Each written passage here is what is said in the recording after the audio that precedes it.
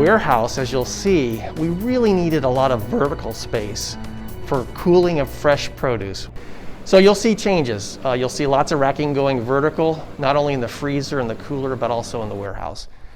When we got into the walls, we had to change out electrical conduit.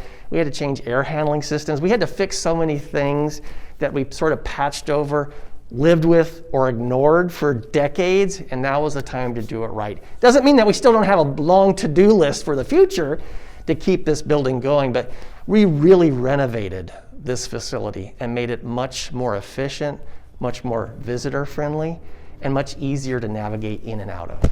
We dug down into the soil so that we could, for the first time, have docks that were level with our truck beds. So when we move produce in and out of this facility, it's always staying under air conditioning. The parking lot, it may not look like it's a big overhaul, but it was essential and very well timed. Because when we moved back from Keno Sports Stadium, as the pandemic was really ebbing and flowing, and the county needed that, the health department, to do the COVID-19 vaccinations, we were so grateful that we had a much better parking lot with a couple of entrances and exits that we never had before.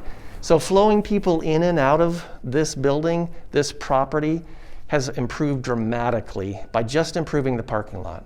We never had dedicated space for our community volunteers. We're so grateful because this was a big project. When you wait 25 years to do any major work, the price tag is big, and it was a big multi-million-dollar project. It was generously supported by a lot of key individual donors and family foundations, local folks. They made a difference. Then lots of small donors stepped in too. So while we took a loan out on the building because we weren't certain, especially as we started this project right when the pandemic hit over a year ago, we have now paid back the loan.